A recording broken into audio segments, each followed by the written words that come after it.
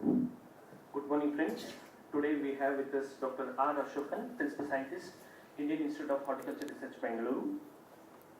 Sir, his research work specialization in genome editing, RNA interference in insect pest management, DNA barcoding, and molecular phylogeny. And he has experience in the field of RNA management of bollworm, whitefly, aphid, as well as in the tea mosquito bug. Sir, as I got an inventory of miRNAs from different sap-sucking pests of horticulture crops, and he has got experience in molecular diversity and molecular phylogeny of sap-sucking pests of horticulture crops, and he has experience in the field of DNA barcoding of insect pests of horticulture crops. And Sir has developed a method for single-step method for IHP assembly in plants for RNAi, and Sir is a fellow of AAPMHE Bangalore. Today we have with us Ashokan sir, who will be delivering a lecture on genome editing and RNA in insect pest management. So, good morning to everyone. This is Ashokan from the Division of Biotechnology, Indian Institute of Horticulture Research, Bangalore. So, basically I am an entomologist by training from my MSc as well as PhD in agricultural entomology from GKVK, Bangalore. My lab, we have been working on different aspects of insect pest management, especially using molecular approaches. Way back we started working on RNAi from 2008. So, when we got our NAIP program on RNAi in the management of Helicoverpa armigera. So, then onwards we started working on different aspects of molecular approaches using RNAi based on double-stranded RNA, that is dsRNA, then based on miRNAs, that's a small RNAs, one of the class of small RNAs, microRNAs, which is little bigger than the siRNA. So, we also developed artificial microRNA to target different genes at a single go. That means I would explain how these microRNAs they work. So, our focus have been only on application of insect molecular biology, which is very scanty work has been done here in India. Mainly it is dominated by biotechnologists. So, very few entomologists venture into doing molecular biology, and because it needs more of a reading, more of a thorough understanding of entomology before embarking on doing different approaches in molecular biology. So, it is not that simply the technology, not the banding, it is not the PCR, how this is going to be applicable to entomology. So, that requires more of an entomological input rather than those who are doing on molecular alone. Okay. So, I was fortunate to have projects sanctioned on sucking pest, which around 20 crores we got. So, we worked on different aspects of sucking pest on molecular biology, especially on whitefly, aphids, and thrips. So, we continue to work on thrips, especially on transmission aspects. You know, the recent invasion by tomato spotted virus. This is one of the new invasive virus, which is affecting most of the Solanaceous crop. Then we have new record of WFT, that is the western flower thrips, which is a predominant vector of TSWV elsewhere in the globe, but also it got introduced in 2015. So, we are looking at the associations of different taspoviruses versus thrips,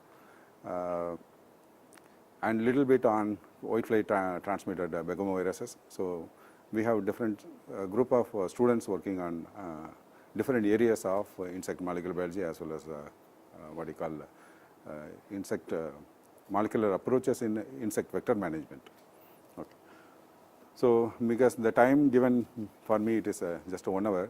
So, there was also one subject called insect genomics, which I skipped deliberately because within 1 hour it is difficult to complete all the three, introduce all the three subjects, because these are different areas which are the genome editing is which is right now. 10 or 15 minutes more. Okay. So, right now it is happening, but we are following only the one which has been described the first time.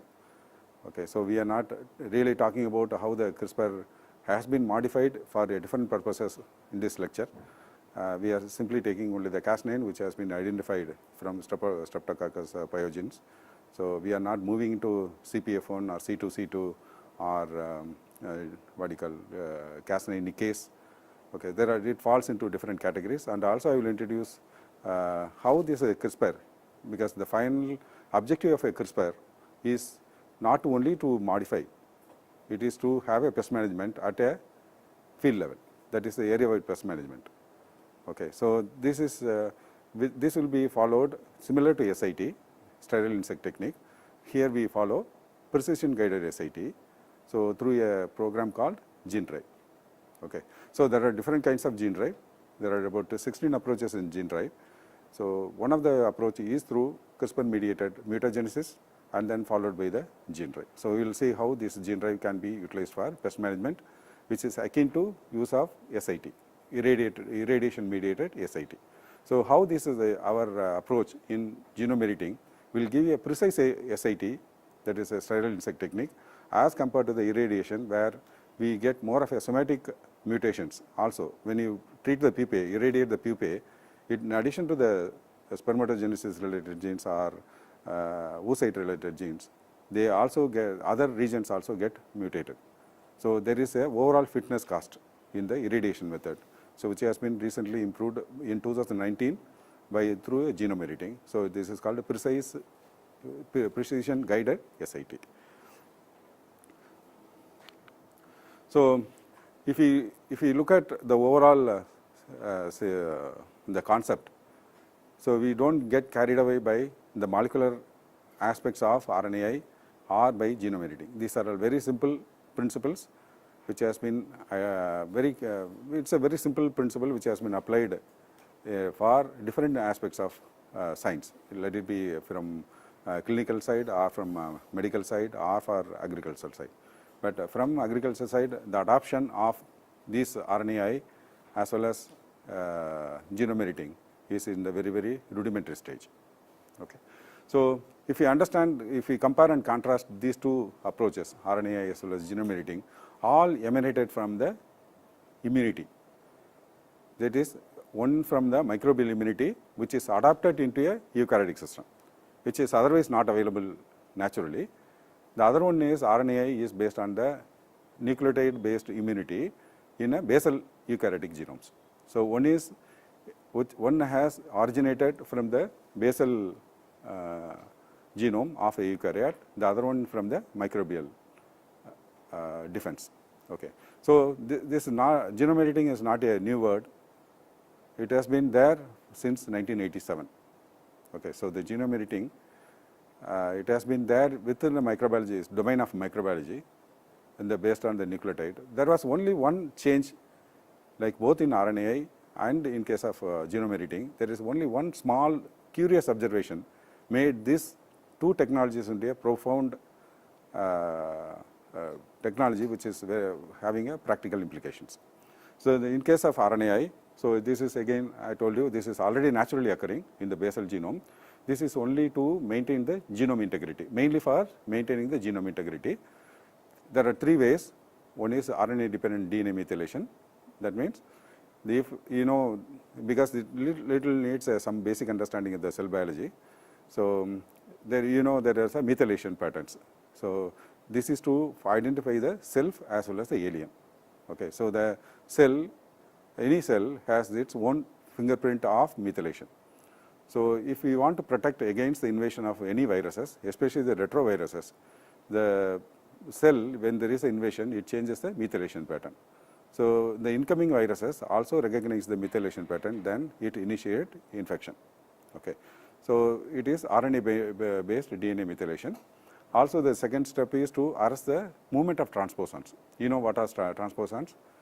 Which are selfish DNA moving from one place to other place. So if it happens to land in a open reading frame, that is a gene, that means it will get mutated and also it will affect the total integrity of the functioning of the organism. So this is also done, it is prevented by in vivo RNAi, which is already naturally happening. Okay. So also to restrict the retroelements. Retroelements means it can be from any invasive elements, including the Eukaryotic cells, they do not encounter much of a phages, factory of phages, excluding the bacteria. So we have also retroviruses affecting our cells. So it is also used as a defense mechanism to silence, that is to knock down. Okay, there are two ways the cell can operate to arrest the invasive nucleic acid. One is to have knock out, that means it will be mutated. The other one is to knock down, that means the original gene will be intact, only the mRNA product will be, only the mRNA will be affected. Okay, so this will involve, the silencing will involve it is not knockdown, it is a knockout, it is only a knockdown. Okay. So if you look into the genome editing, again it is an adaptive immunity which was identified way back in 1987 in Spain in E. coli, and then it was more with the microbial community for more than 2 centuries, more than two decades, not 2 centuries, 2 decades. And only the sharp mind of two scientists by name Jennifer Doudna as well as Charpentier from French microbiologist, they made this into a profound, I think one of the recent profound in-person what you call DNA vaccine which is produced is by these two workers, which is already there, but I will tell you how they have evolved, adapted this microbial immunity into a bacterial, system immunity into a eukaryotic, both for what you call curative as well as a prophylactic control of many diseases, important diseases. So to edit a genome at our will, at place of interest, has been the scientist's goal, which has been achieved by before the advent of genome editing. It is done by, there are two important methods. One is zinc finger nucleases as well as by TALEN. Okay. So these, even though they are precise, but they are very, very difficult to be followed by the ordinary lab, because it needs a very intensive research and also time consuming. Okay. So people are not really going into this, using these technologies to have a site directed mutagenesis. Okay. So before understanding genome editing, so we need to understand how the cell repairs any breakdown, any breaking of DNA. Okay. So the eukaryotic cell can be mutated or can be attacked by different agents, biological agent as well as by abiotic agents. So which will cause DNA damage either in a single at a single place, that is single strand modification, or it can break into a double strand break. Okay. So single strand break is easily repaired because DNA dependent DNA polymerase requires the template. So when there is a template right now available, so it will simply copy and then fill the gap. So there is no mutations like resulting from that mutation. If there is a double stranded mutation, double stranded DNA cut, okay, so the cell can repair the mechanism into two different ways, by two different ways. One is generally by 99% of the cases it will be by one method called non-homologous enjoining, that is NHEJ. Okay. So this is more predominant, and any break, any double stranded break can be repaired by this method. So this is very highly efficient in terms of its predominance. Okay. But the drawback is here there can be a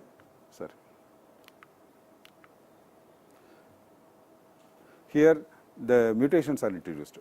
Okay. Through NHEJ we have either additions or deletions. So additions or deletions will, if it happens in the open reading frame, that means it is going to mutate the DNA permanently. Okay. But the two double strand break has been joined. So this is very highly predominant. So in other case there is one method called HDR, that is homology dependent repair. So there we have the right copy of gene available, so that any mutation which is introduced by the double stranded break will be efficiently repaired, and then the original sequences will be restored. Okay. So, for our genome editing, we are not really bothered about HDR, that is homology dependent repair, we are not really bothered. So, we know that if we are able to introduce a double stranded break in the DNA of our interest, so all must be from entomology, isn't it? Okay. So, if we want to introduce a mutation, like for example, in the JH pathway, JH is 13-step pathway. The final penultimate step is what you call the JH-AMT, that is juvenile hormone acid methyl transferase. So, which transfers the methyl group from the SAM, that is S-adenyl methionine, into the inactive JH, and then the active JH comes out of the carborolata, and then it is immediately bound by another protein called JH binding protein. So, now this JH is bound by the JH-BP, that goes and binds to the receptors. Okay. Then it introduces again further, it induces a further set of signal transduction. Then it is involved either in dictating the what kind of skin to be deposited, whether it is a larval skin or a pupal skin or adult skin. Also it is involved in oogenesis. Okay. So, if you are able to interfere in JH-AMT or further up, so you have to see in the pathway what is the allosteric gene. Okay. So, there are genes which are committed. So, if the step is committed, that means there is no reversibility. So, it has to undergo that pathway. So, if you are able to take that allosteric gene and then do this, if you just superimpose, now I am able to introduce a double stranded break in JH-AMT. Okay. So, that means the organism, since it is basically from a eukaryotic cell, and we are adapting this microbial immunity through Cas9, I am able to break the DNA. Okay. So, when I am able to break the DNA, so it will be joined. So, the JH-AMT, the original sequences will not be restored and it will have a mutation. So, the mutation can be plus or minus. Plus means addition, minus means a deletion. So, it can be within addition, it can be inversion, transition, transversion, whatever different kinds of mutations will happen. So, if I am able to introduce a mutation in JH-AMT which is permanent, then what will happen? Because the maturation may happen or may not happen. Even if the maturation happens, okay, so then what will happen? It may not be able to bind properly to the JH-BP, and the JH-BP, the intact JH-BP bound JH may not bind to the receptors, columnar epithelial cell receptors, and then for that may not be able to transduce the signal for the integument, type of integument to be deposited, or it may affect the oogenesis. Okay. Likewise, we can select very different genes, but if you select those genes, these are called we could select different kinds of genes, but the purpose of genome editing is to have the fitness affected in during over a period of generation, not immediately, because the moment we mutate the JH-AMT or JH, any other JH, the organism will die. So, it will undergo a precocious metamorphosis. Okay. So, then how to take it to field? Every time we cannot inject the larvae or inject the egg, develop a transgenic this genome edited larvae or whatever it is, genome edited larvae or maggot or grub, whatever it is, and then we cannot make them make it to adult into adult and then release. Okay. So, this is not a good target. So, we need to select the target.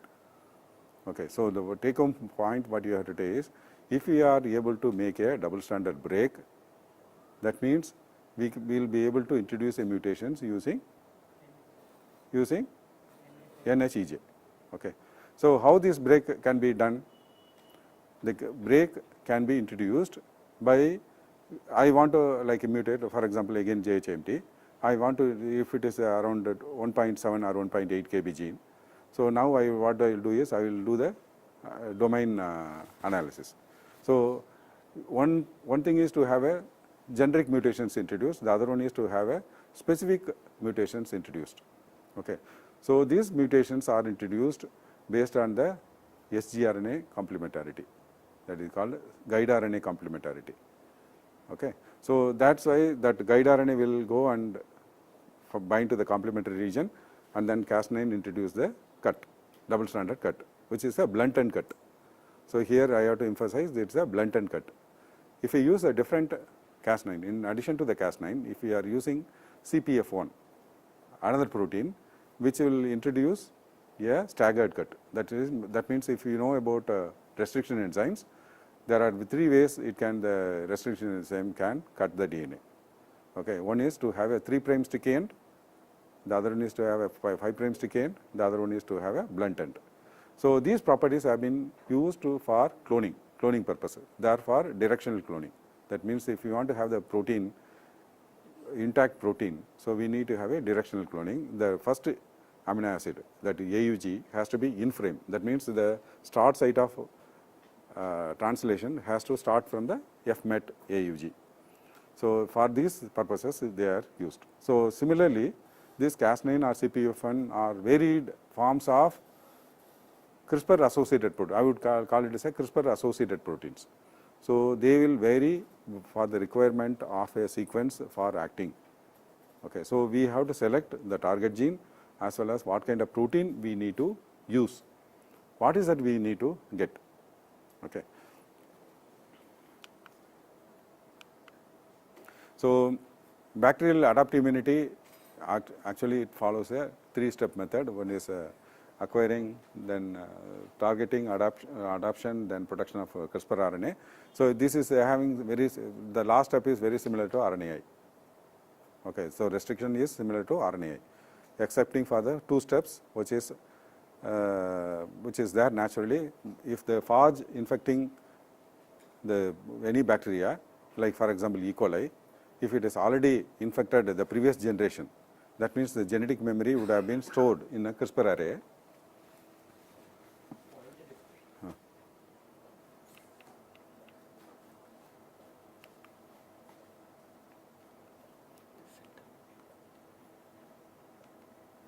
Center on this pointers.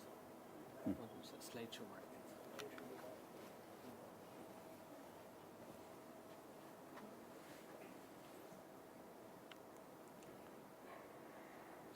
So this will be incorporated into this array. So the ones which are the spacers, so they are the actual sequences which are taken from the invading phages. So this is done not by Cas9. There are 2 other Cas9 proteins, that is Cas1 and Cas2. So they are involved in acquiring any new phage DNA, and then it incorporates into the CRISPR array. So once again, before it start using the host machinery, then they will start producing 2 types of RNA in case of native CRISPR. One is a transactivating RNA as well as a CRISPR RNA. Okay. So this transactivating RNA produced from the asset, they are produced as a single transcript. So which are produced from the CRISPR array. This transacting the RNA, role of a transactivating RNA is to act as a scaffold in the Cas9 protein. So that means it will give an anchor, it will give a grip. And the CRISPR RNA, which is complementarity to the invading DNA sequence. Okay. So that will act as a guide RNA. Okay. So we are not talking about a single guide RNA now, we are talking about a guide RNA. So this guide RNA, if you see in RNA also, it has 100% complementarity to the invading sequences. So in case of RNA, what happens is, so it is not by Cas9 complex, that is done by RISC complex, that is RNA induced silencing complex. So but the final end is, if the sequence, this is RNA directed DNA cleavage. Okay. This is RNA directed DNA cleavage. Both are endonucleases. Okay. Both in case of RISC as well as in case of Cas9, these are all endonucleases. So you have 2 types of nucleases, exonucleases as well as endonucleases. If you know the DNA replication, so in DNA polymerase, DNA dependent DNA polymerase, there are 2 types of repair. One is called DNA dependent DNA polymerase activity, that is 5' 3'. To remove any errors, it has 5' 3' exonuclease activity also. Then we have another enzyme called proofreading enzyme, which is not occurring naturally. So where we engineer to have 3' 5' exonuclease activity, so that there is no mismatch at all in case of proofreading negativity. So similarly, they fall into endonuclease group. Okay. And like restriction enzymes, this Cas9, it falls into different categories with the requirement of a PAM site, that is a protospacer adjacent motif, as well as the cofactors which are required. Okay. So there are a lot of similarities if you look at from the bird's eye point of view, how these two technologies, two approaches are similar. In only one few cases they are differing. So finally what happens is, so the guide RNA directs for RNA dependent DNA cleavage, and the Cas9, it has 2 domains, endonuclease domains, and then it cleaves the DNA in a blunted manner. Okay. So there are opposite strands are cleaved. So this is what is known as a PAM site, because these PAM sites are the signatures for signifying the viral DNA. Otherwise, how to know that it's a self or non-self, alien? So this is the mechanism by which the PAM site by which they recognize these are the incoming, invasive or alien DNA sequences. And when you see this, the cutting, always there is a 3 nucleotide is left upstream of the PAM site. So the cleaving happens 3 nucleotides upstream, and here we, for a guide RNA we have 20 nucleotides. So that is called a seed region. Okay. So when you are designing guide RNA, that means we have to leave this PAM nucleotide as well as these 3 nucleotides upstream of PAM.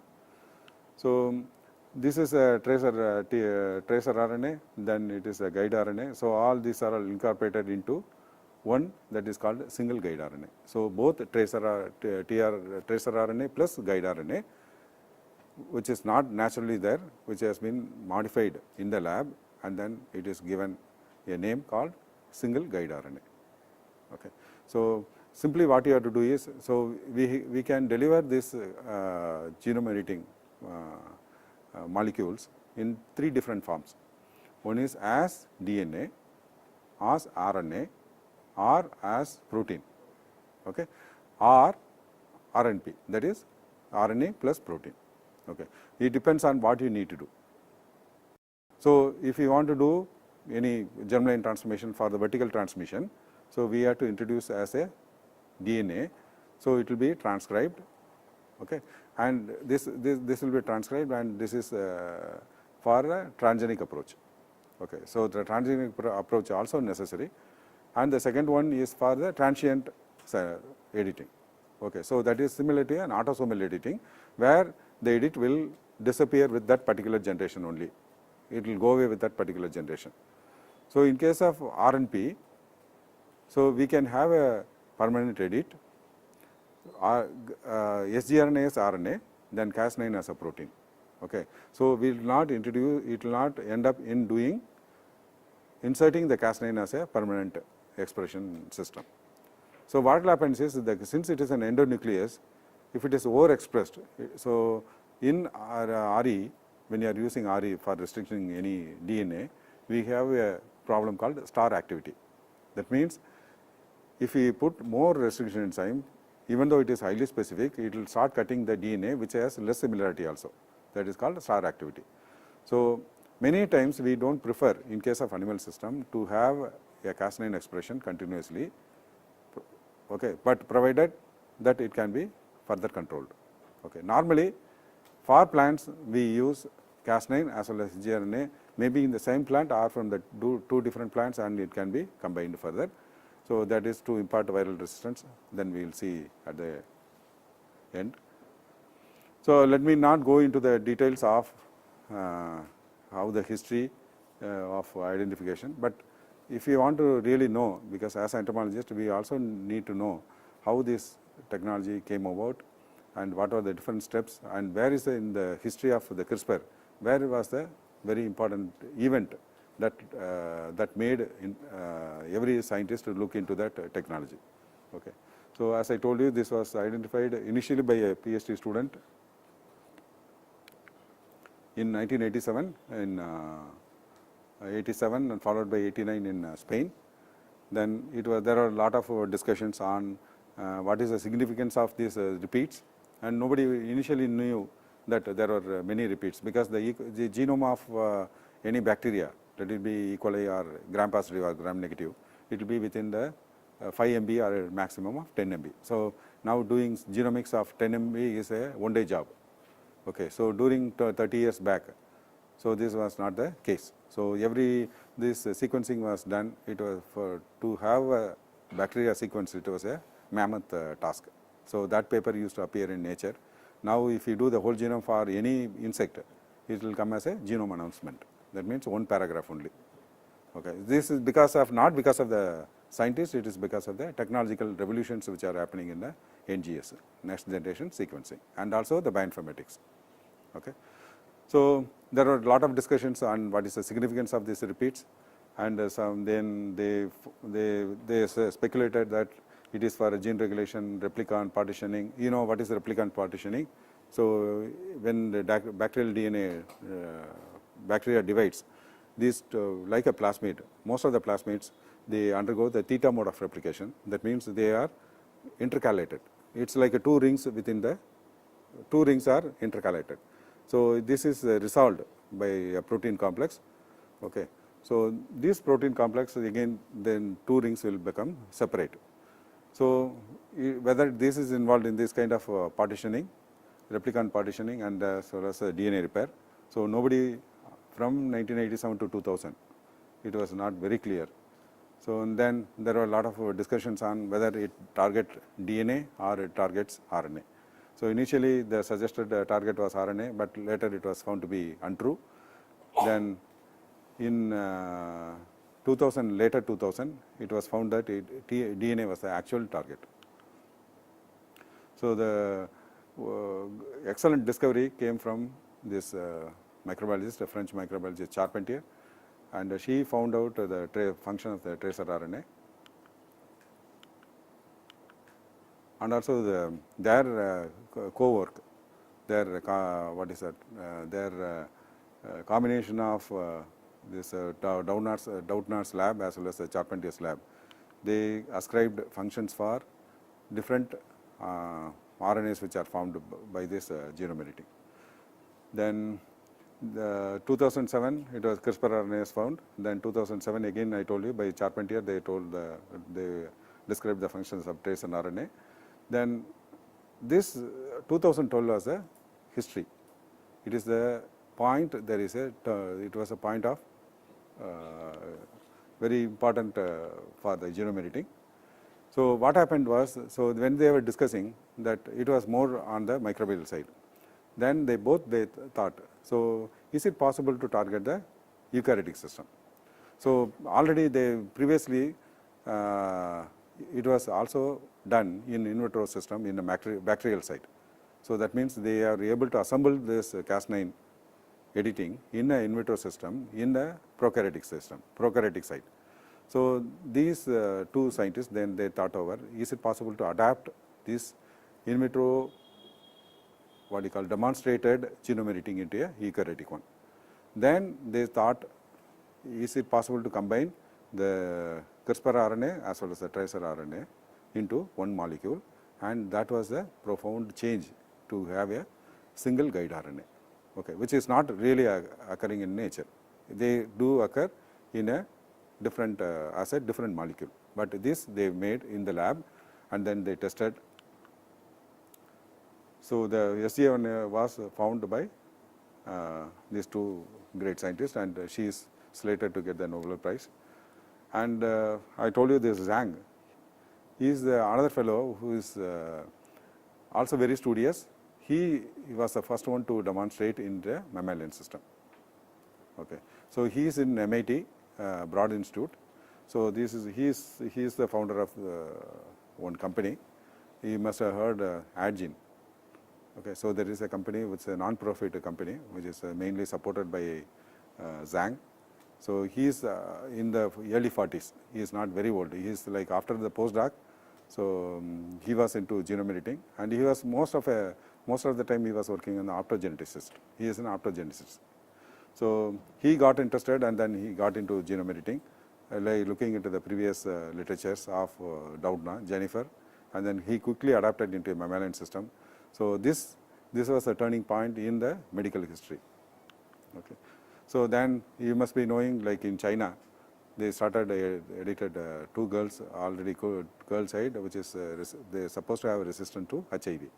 Okay. So they have been. It is unethical to have edited those embryos, but still it has happened. But there are a lot of benefits accruing, and also now it has become in-person medicine. Like for example, if it is a sickle cell anemia. So previously DNA vaccines were based on the adenoviruses.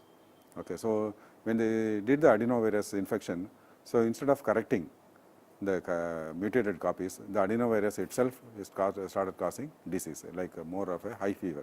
So that's why it was discontinued. So now we use adeno-associated viruses for medical implications. Now this is for in-person medicine.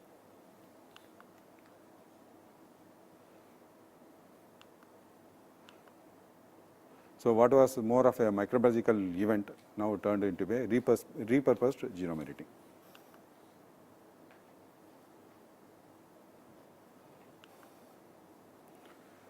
So what we need to understand is, if we are able to make a double stranded DNA cut directed by the sgRNA, that from our gene of interest, we will be able to induce any mutations. That's all we are doing. Okay. So rest is left with the nature to edit, to have a edit which is positive or which is maybe what you call plus or minus. So these edits again we have to screen in comparison to the phenotype. Okay. How we will see how we will be able to use this. So the core theme is to introduce a double stranded break into any gene. Now you think of any gene. Now you ask a question, okay, if I make a double stranded break, how I will be able to use for the pest management, or how I will be able to improve the natural enemy, or how I can utilize this technology to improve the pollinators. Okay. How I will be able to impart resistance to pathogens.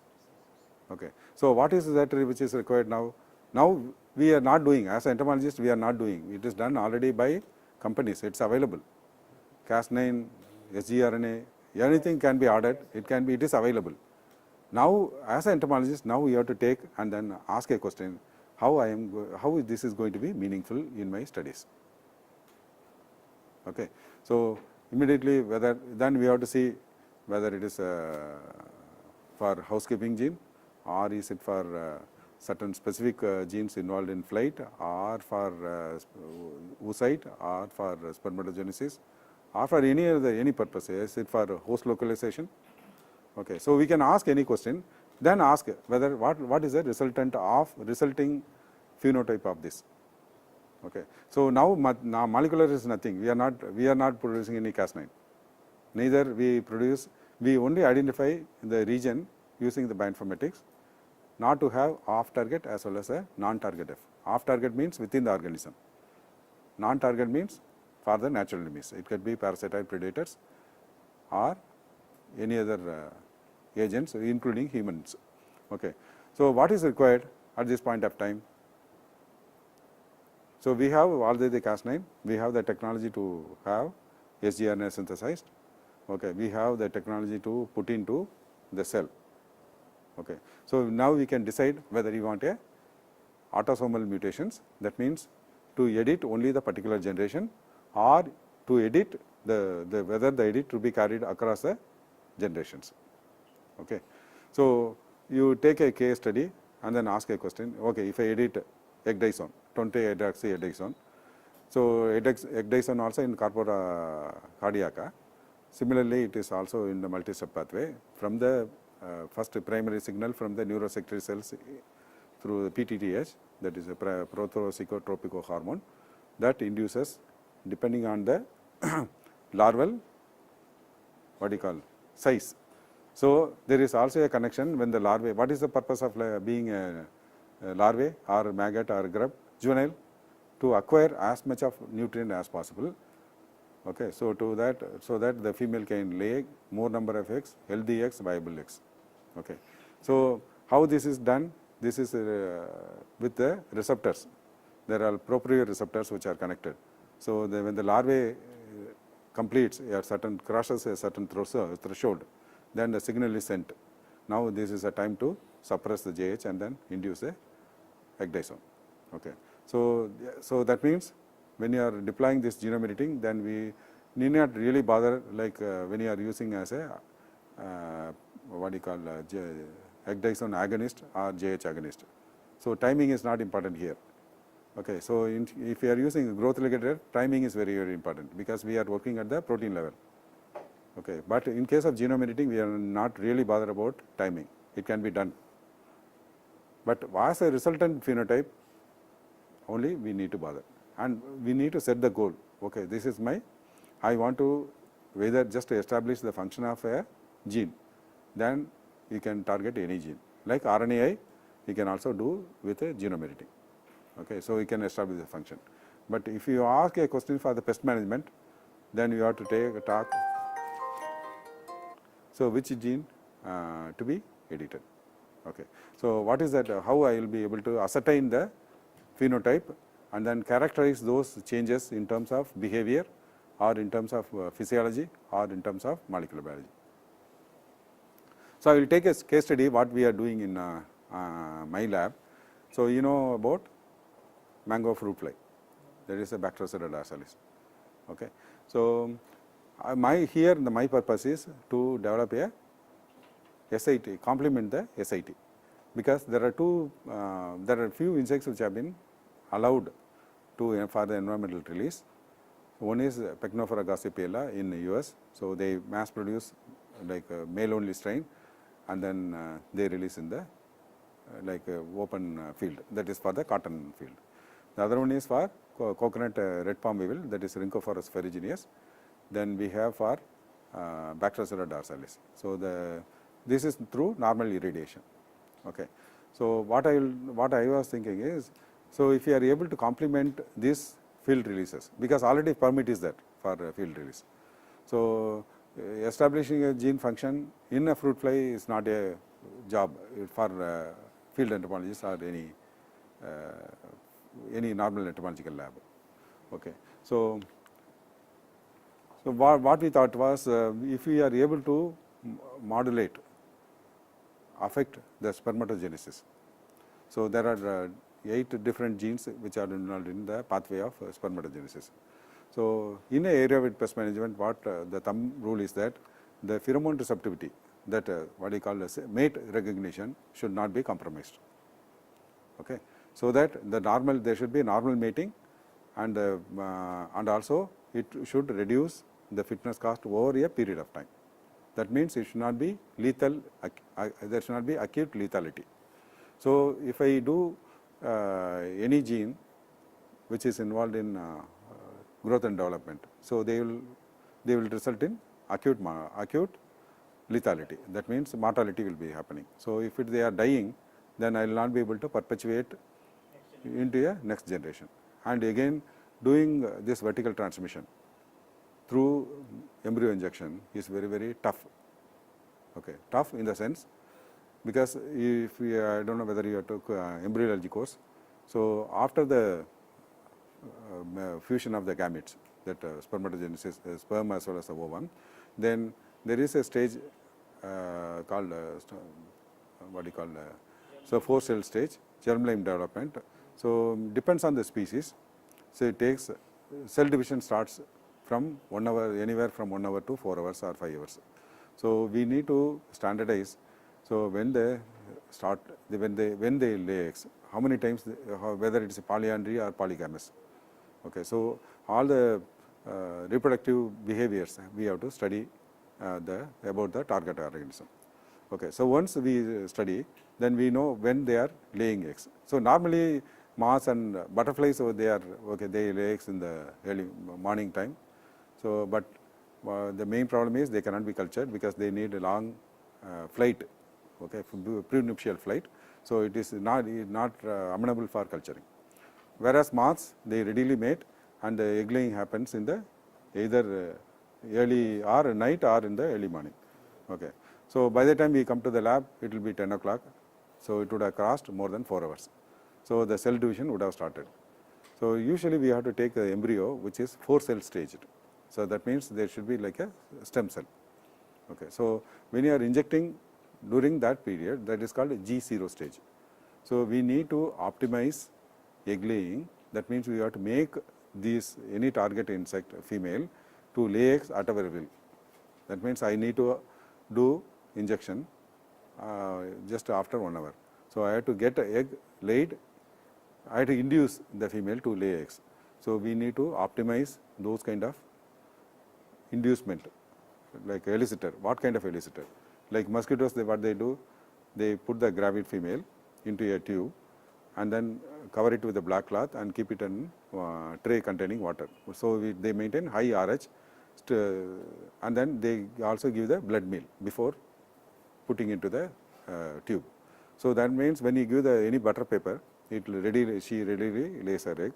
Immediately it can be transferred and then used for microinjection. But these kind of studies, they are done elaborately because on mosquitoes, because lot of funding, and it's because of their importance in as a vector. Lot of funding is happening across the world. Plenty of labs are working. But whereas in agricultural pest, how many labs are working? It's hardly very few, even across the globe. So we need to study their reproductive behavior, make them to lay the eggs, and also we have to take more truly sexually reproducing, because in some cases, like we have a parthenocarpic populations like whitefly, aphids, and haplodiploidy problem in Thysanoptera. So to demonstrate this, it is always to have better to have initially to have truly sexually reproducing organisms. Okay. So another requirement I was asking about you is we need to have a whole genome available. Okay. So otherwise, how to target, off target, how to design sgRNA not to have much of off target as well as a non target. So we need to also have the genomics of the non target species. Okay. So there are many bioinformatics tools are available to identify the appropriate regions. It will not select only one region. So there are different regions are selected. Okay. So there are a lot of variabilities also in selection of the regions for the sgRNA. Then what you have to do is, before injecting in vivo, we need to test whether they do really cut the DNA, the target DNA. So that also we need to do. So here the crux of this problem is to have annotated genome of organisms of our interest should be available for to have a meaningful edit. Okay. So editing is not a big deal. Editing can be done by even a MSc student. Okay. How to qualify those edits for a purposeful application? That is the job of a scientist. So he has to understand from entomology, he has to understand how to design sgRNA, then how to know that there is a phenotype is due to this, how to employ this real-time PCR, how to employ in real-time PCR there is an application called HRM, that is high resolution melting. Okay. Then how to quantify the changes, because all it has to be in comparison with the observable changes. Okay. So phenotype as well as the genotype has to be in tandem. Then as I told you, individual organisms will have different edits. All will, for example, if I inject 100 eggs of Drosophila or Bactrocera, all the first thing is the transformation frequency, as I was telling about you, it is around 5%. That means if you are able to inject 100 eggs, only 5% of the eggs, 5 eggs only will hatch. Okay. So given the sex ratio is 1:1, so there could be 2 males and 3 females, or vice versa. Okay. So what it calls for injecting more number of eggs. So more number of eggs means, so it will become an art rather than a science. So it depends on the capacity of what you call versatility of a researcher to successfully inject and then get more number of hatchings. Okay. So more number of eggs have to hatch, and then we need to get at least 10 male and female. Okay. Then the question now will come the reproductive biology, whether they mate immediately or there is a lag period of time. Okay. So what is that, how the mate attraction happens? Is it whether they need multiple mating or a single mating? Okay. Then how I can make her to lay eggs immediately? Okay. So not, because many a times their eggs also it is retained and also resorbed. Okay. So those the basic studies that we did with entomology will help at this point of time when they do the editing. Okay. So it is important, even though literature may be available to have different gene sequences from an organism, it could be from anything, let it be Helicoverpa, let it be anything. So we need to clone sequences, genes, maybe partial gene or maybe full length gene. It depends on what is the purpose. So we have to clone the genes. Okay. So once we clone the genes, then we need to translate and then see as amino acid and then do the domain analysis. So domain analysis will tell you, this is a plasma membrane. So if it is an alpha helix, so this is called multipass membrane, multipass proteins.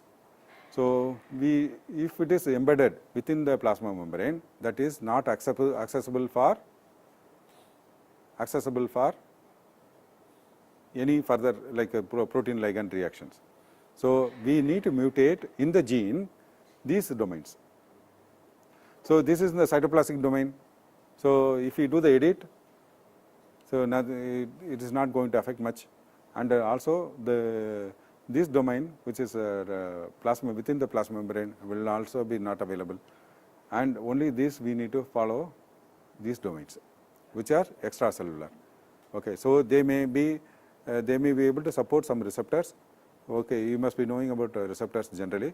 They are grouped into two categories. One is monomeric G protein and trimeric G protein. Okay.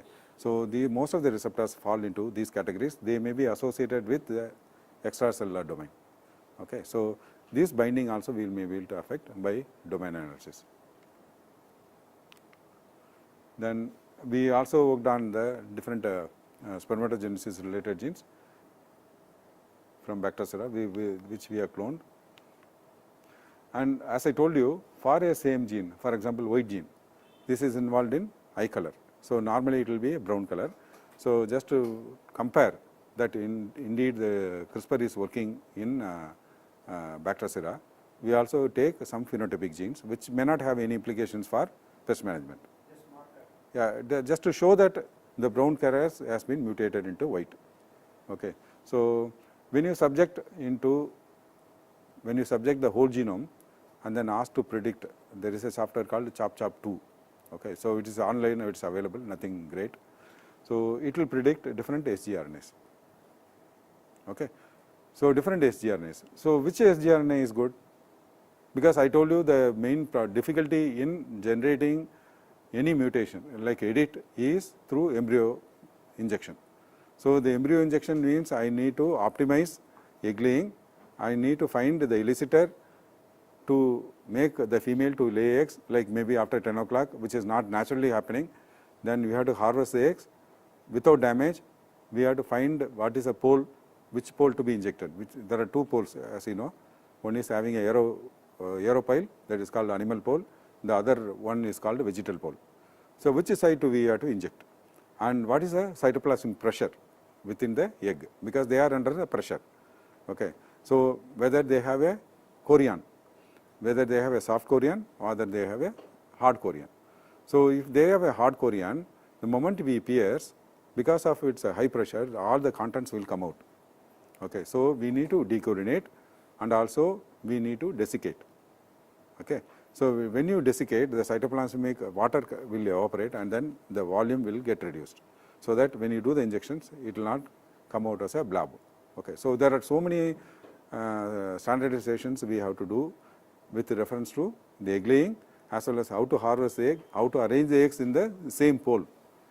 Okay. Because they are all very, very minute, and all the time we are not going to work with the Lepidoptera. Okay. So when mosquito eggs, Drosophila eggs can be injected, why not Bactrocera egg, which is more than thrice size bigger. Only thing is we need to optimize, we need to spend more time. So it will give you different sgRNAs. So all sgRNAs we cannot do. Okay, so we need to select. Okay, likewise we have different sgRNA. For example, in case of some it is some 7 or 8.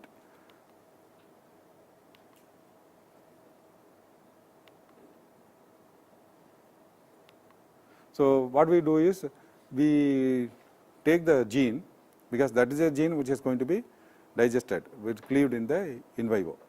Okay, we take this gene and then incorporate, like have you heard PCR RFLP? Okay, so we take. Okay, when you do the PCR RFLP, you are going to amplify the amplicon. So this amplicon, depending on the type of enzyme that you are going to use. Okay, so it could be a 4-cutter or 6-cutter or 8-cutter. Okay, so if you are for example 1 kb amplicon you have, PCR amplicon you have. So the restriction enzyme it can be a 4-cutter. 4-cutter means it is 4 to the power 4. So you are likely to get at every 256 nucleotide there can be a presence of one restriction site. It is a statistics only. Okay, it is we are expected to get, it is 4 to the power n. Okay, so it depends on the restriction enzyme we use. 6-cutter we take, 6-cutter means 4 to the power 6.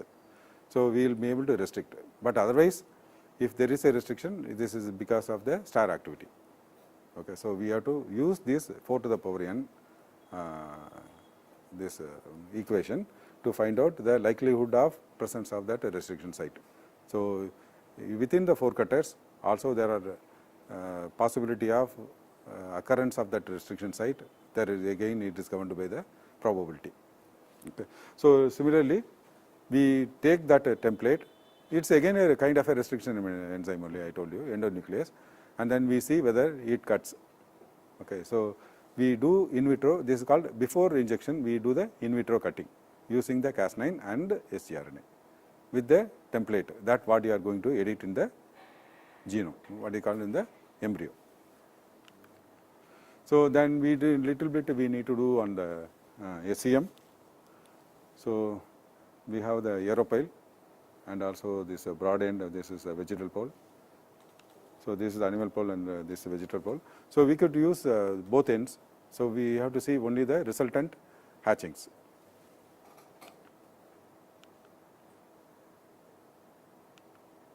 So we study like, so if we want to get 300 eggs, then we have to see the female may live for 3 months and she may lay 200 to 300 eggs. Then we have to see how per day how much she can lay. Like we do with a single mating, how many eggs she can lay up to what time. Like multiple mating, twice mated, how many. So we do all the basic studies and then we ascertain, like if I want to harvest 200 eggs, so I need to take this many females of this age from this culture. Age specific culture we maintain in the lab. Okay. So the elicitor can be anything which is a fruit, thin slice of banana or mango. So we tried different egg laying elicitors.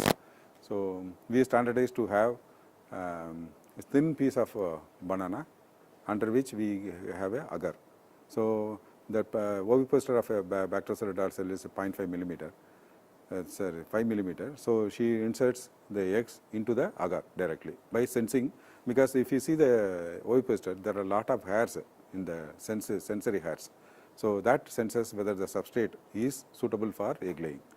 So when we give the thin slice of banana, she touches and then immediately inserts. So we found around she can lay around 30 eggs. That means I take almost 20, close to 20 females for egg laying to get 100 eggs. Maybe if we take 10, it will be around 300. So on an average, it will be 100 to 200 eggs. So we need to standardize on those aspects.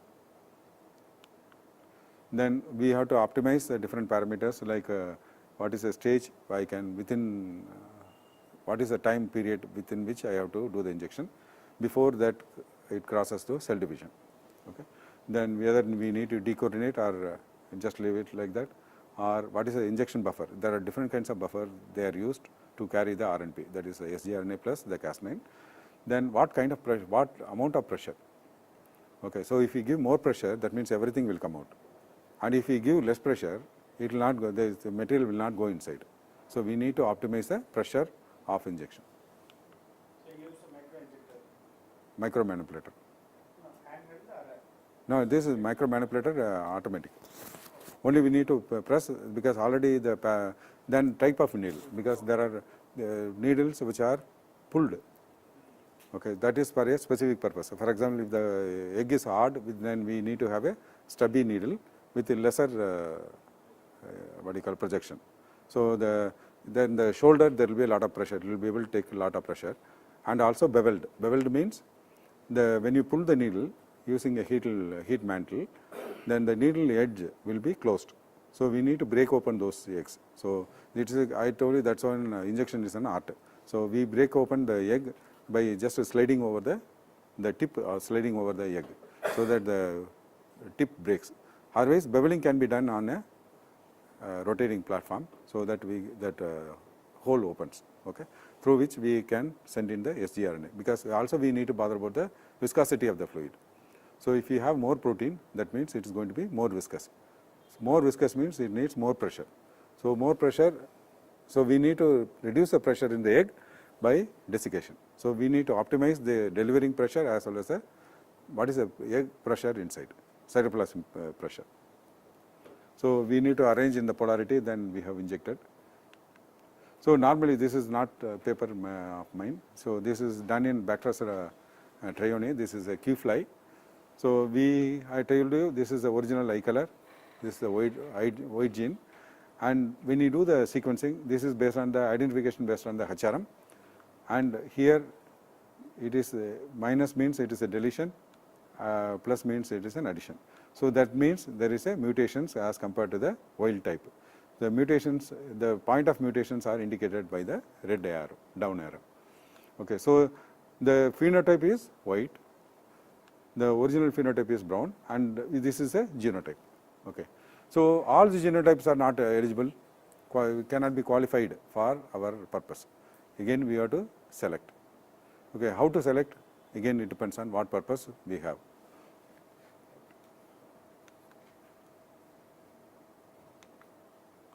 So I will not go into all those details. So small word about gene drive. So the gene drive, we didn't discuss how to perpetuate in large quantities. So when you do, if it is a 1:1 sex ratio, so usually it will follow the Mendelian segregation. Then we have to take the female, edited female, mate with the wild male. So the perpetuation of that progeny can be done, but there will be a reduction of 50% of the allele, because it's mated with the wild male. Okay. So there are different ways and means to perpetuate, mass produce in large numbers of edited individuals. Okay. So that can be mass produced as well as released. So for a gene drive, we need to have the effect within 15 to 20 generations, and releasing large numbers is of no use. So the gene drive, there are two kinds of gene drive. One is a very strong gene drive, the other one is a weak gene drive. But we need to follow the strong gene drive. Again, we need to lot of statistics, and here this gene drive does not follow the Mendelian genetics, Mendelian segregation. So all the individuals will have the edits. The advantage is that all the individuals have the edits. Also, it has the same disadvantage. Okay. So if because once it released, it cannot be caught back. Okay. It's not unlike GM plants or gene edited plants. Okay. So it is easily contained. Here containment will be a very big problem. So we need to select different kinds of gene drive. Again, ask a question mathematically. What is the population to be released? What frequency it has to be released? In how many locations it has to be released? So what is to be followed is, you heard Knipling's expectations, 6 expectations in sterile insect technique. So immigration, emigration. So 6 expectations. All the 6 expectations of Knipling, when you go to a gene drive, has to be met. Okay, so otherwise it will not be a successful gene drive. There are many kinds of gene drive. So more important one is engineered under dominance and also the CRISPR based gene drive. Okay. So there are many gene drive, let us not bother at this point of time, and we need to have lot of considerations whether to edit a single gene or edit a multiple gene. Okay, what is the fitness cost of the payload? That is, payload means what gene that we are taking. Okay. So I told you about PGSIT, that is a precision guided SIT. So there we used RNP, that is sgRNA plus Cas9.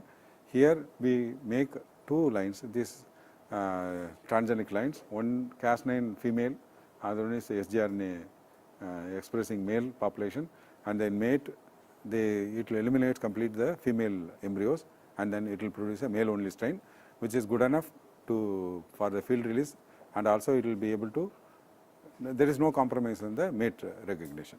Okay. So this, let us not go into the details of how they make. This is paper published in 2019 February from San Diego. So there is another technology called a remote. So what our constraint is to have embryo injection, which is affected by less efficiency, because only 5% I told you. So very less efficient, and very, very difficult to have eggs smaller than the Drosophila to be injected. And okay, so many times, for example, in case of whitefly, many fail because they will not be able to inject because it is partially embedded. Okay, so we need to take those leafhopper eggs if you want to work. Thrips eggs, they are partially embedded into the tissues. So we need to scoop out without damaging and then arrange and then find out the embryogenesis, and then we have to work. So alternative to this, there is a method called remote, that is receptor mediated oocyte transduction. Okay. So here the advantage is that we can see the embryo, most of the gonads they start developing from the final instar through pupae, and then it is maturation happens in the adult.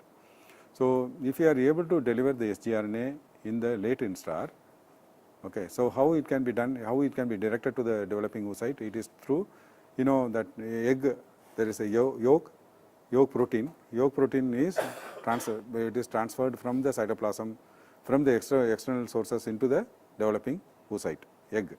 Okay, so if you are able to make some combination, find some ligand or ligand which will direct this sgRNA Cas9 complex into the developing oocyte, that means we are also doing the editing with a very great success. That means more than 30% of the individuals are edited as compared to 5% in the embryo mediated transformation. So this is one of the last year's improvement. So this is not into practice. This has been done in mosquitoes, but not copied onto any agricultural pest. So time is limiting, so I will not go into this area. So let us come to RNAi. So since the next speaker has already come, so I will not take much time because I already introduced the concept of RNA. So RNA, the first discovery came in 1998 by Fire and Mello, but actually that is again like genome editing, that is not the starting point. Okay, so this has been around in plants like by name co-suppression, but they were not able to find the reasons, because when they trying to overexpress this petunia, this chalcone synthase gene. So instead of this deep violet color, they started developing, like in evening primrose, you must have seen varied colors on the same flower. That is based on the chimera. Okay, so here they were not able to. There were no chimera, and they were not able to understand why this clear patch appeared. Okay, so it was kind of it was known by name co-suppression, and progenitor of this RNAi was, there was a, that is called antisense technology. That is, instead of a partial gene length, it will be for the entire gene, but for many reasons it fell out because of the leaky expression. So there are three kinds of RNAs which are important. One is a small interfering RNA, microRNAs and PVRNAs. So siRNA and mRNAs are important from the pest management perspective, and the pvRNA is mostly involved in what you call embryology, embryogenesis. So they are in the X stage only, which we will not be able to alter. So by external application, it's not possible to alter. So let me not go into this. So you know the basics of RNA, isn't it?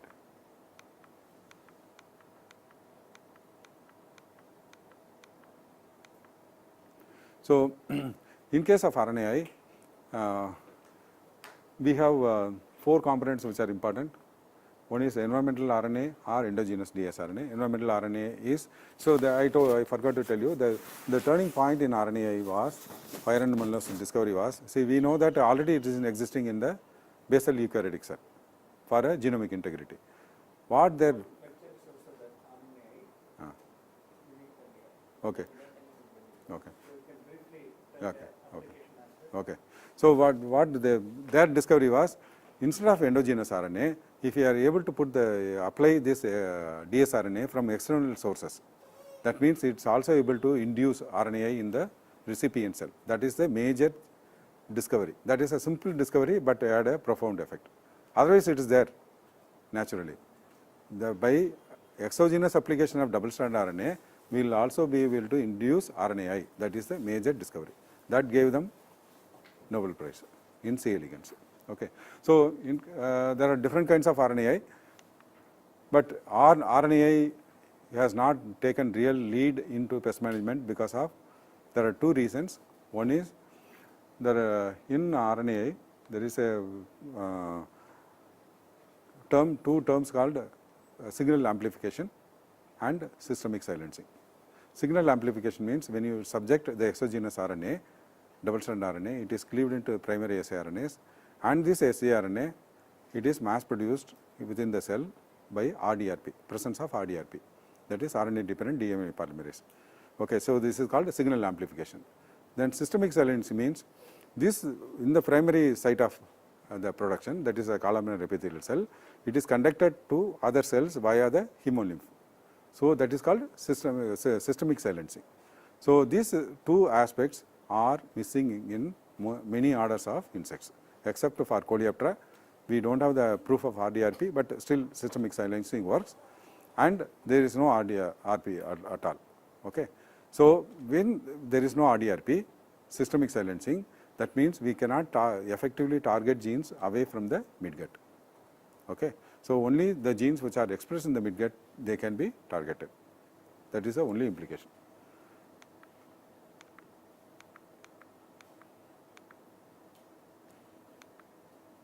So we did quite a bit of work, which we also generated RNA plants against Helicoverpa parmigira by, it is for again JHAMT. So we did a lot of work on the basic aspects of RNA resistance, because RNA is not readily taken, because there is also a resistant mechanism which is also developing. Mainly it is more predominant in noctuids. Okay. So we also worked on this, and also we had a patent on making the IHP double-strand RNA, how we can mass produced in the plants. Okay. So we did RNA studies on more than 15 species of insects, and all got published. And we did work on aphids, Helopeltis antony, then whitefly, then thrips. Okay. Also we are working on how to prevent the long distance queue, like modifying the BVOCs, that is biogenic organic volatile compounds, in a species specific manner as well as a broad specific spectrum approach. So it is in gist. So since most of you are students, I would not have talked in depth into different areas. So if you have any questions, you should ask questions. 1 or 2 questions. No, you can ask any number of questions.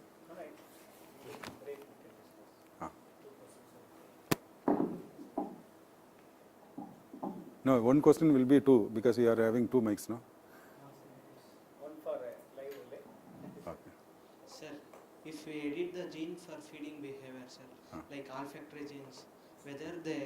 that genes are multiply for further generation or in that generation only? See, when you stop the feeding, it will no further development. No sir, see sir, I will give one example sir. For follow me one, it used to feed on the maize, okay na sir. So olfactory receptors will recept the maize leaves one sir. If we can alter with like we using CRISPR-Cas9 with other genes like other plants to feed that insect to other plant, is that can perpetuate to next generation or not like that? See, this can be perpetuated, like this was I was telling about. See, we can specifically switch off the crucial components of BVOC for a species-specific approach. That means the Spodoptera frugipeda feeds on more than 350 plants.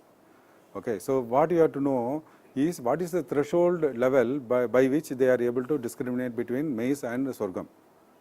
Okay, maize and rice, maize and other 350 plants. Okay, so you are able to get very crucial differential expression of the cues.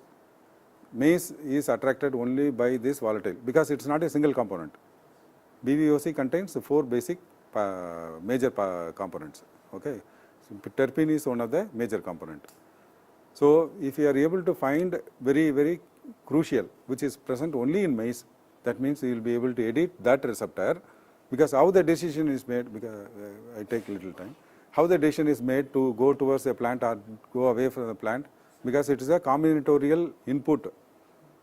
Okay, which is because the host recognition, long distance recognition is based on the chemical cues, depends on like a volatile plume, they go against the concentration, and the same plant will produce across the stage same volatile. How it is particularly attack particular stage, because that means even though the composition same, the concentration differs. I understood. So if you are able to find the very unique concentration which is dissimilar to other crops, then we can switch off. But if it uses the generic way of finding out the particular host, then it is very difficult to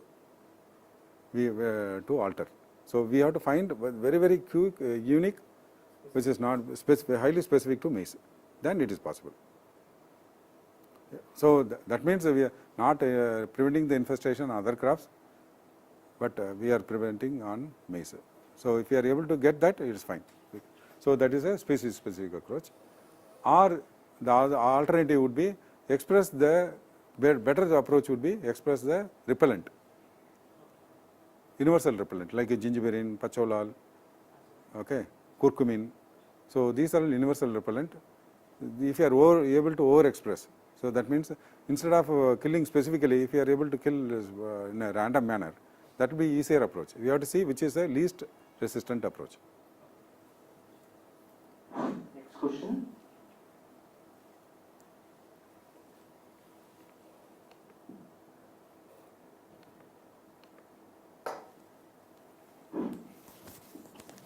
If there are no questions, I thank Ashokul sir for a wonderful lecture on genome editing and RNA. RNA is very briefly.